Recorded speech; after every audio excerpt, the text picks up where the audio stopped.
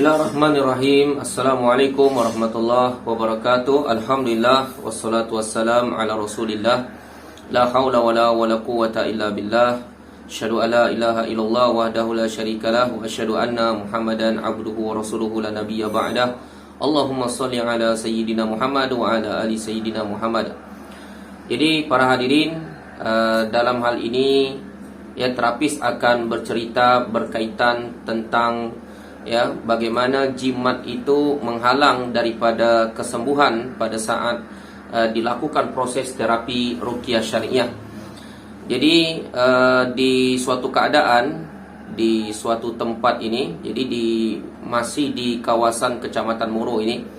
Jadi ada pasien yang datang, dalam hal ini diwakili oleh pihak keluarga, datang menemui daripada terapis.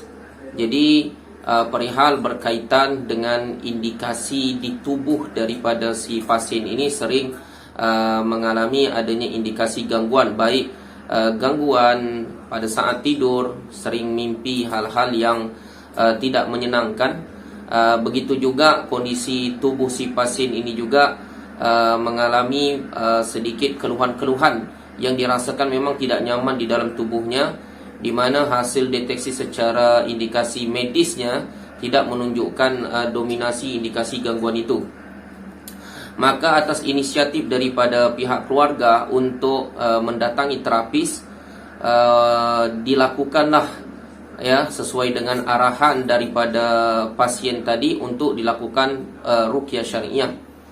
Maka dalam hal ini dilakukanlah proses terapi ruqyah syariah itu terhadap si pasien.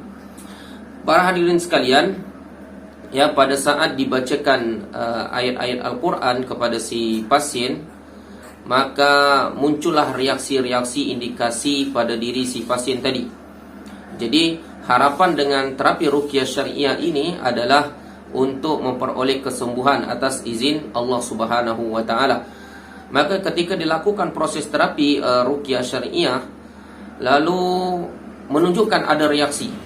Jadi si pasien ini menunjukkan ada indikasi reaksi-reaksi yang kita ketahui adalah indikasi berupa kesurupan. Maka pada saat dilakukan proses terapi ruqyah, si pasien ini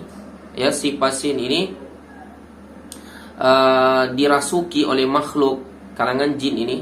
Kemudian ia berbicara daripada mulut si pasien yang kita lakukan proses terapi ruqyah syariah. Kemudian dari si pasien ini, ia menyampaikan bahwasanya ada sesuatu yang melindungi pada dirinya, yang mana apabila dilakukan proses terapi ruqyah syariah itu tidak akan seefektif yang diharapkan. Walaupun si indikasi gangguan jin ini, artinya jin yang merasuki sebenarnya sudah merasakan efek daripada bacaan Al-Quran tadi di dalam tubuhnya. Maka kita sampaikan berkali-kali kepada kalangan jin tadi untuk keluar, namun ia coba untuk bertahan. Maka dalam kondisi yang demikian, terus kita berikan nasihat kepada kalangan jin, didakwahkan kalangan jin tadi, kemudian terus dibacakan ayat-ayat Al-Quran kalau kalangan jin ini menolak untuk keluar dari tubuh si pasien. Maka ketika dibacakan ayat Al-Quran itu secara terus-menerus, maka kalangan jin ini pun menyatakan sikap mengalah. Kemudian ia menyampaikan bahawa sesuatu penghalang itu adalah adanya bebatuan yang dibawa oleh si suami, jadi suami si pasien tadi. Maka para hadirin sekalian, kita coba untuk mencari di mana barang ataupun batu yang dibawa oleh si suami dengan cara bertanya langsung kepada si pasien untuk menunjukkan di mana batu tersebut. Jadi dalam kondisi masih adanya indikasi gangguan kesurupan, maka jin yang ada di dalam tubuh menggerakkan tubuh si pasien tadi mengarahkan area tempat di mana batu itu disimpan. Maka ketika kita minta ia mengambil dan dia ambil, kemudian diberikan kepada terapis dalam hal ini, maka dengan cepat terapis ini membuat terapi air ruqyah. Jadi untuk menetralisir batu yang mengandung sesuatu yang diisi, maka dinetralisir dengan air ruqyah. Maka air ruqyah itu dibacakan ayat-ayat Quran di dalamnya.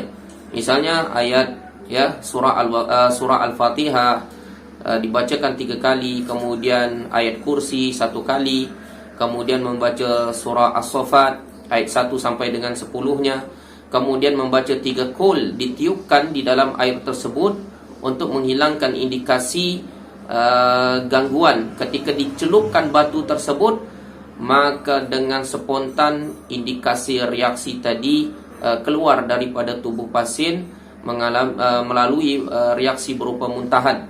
Maka dengan sekejap kondisi pasien pun kembali sadar, pulih sedia kala, ya. Jadi ini menunjukkan bahwa para hadirin, hal-hal yang berkaitan dengan batu-batu yang memang diisi, ya, dapat mempengaruhi indikasi gangguan kalau tidak kepada yang pemiliknya, misalnya suaminya.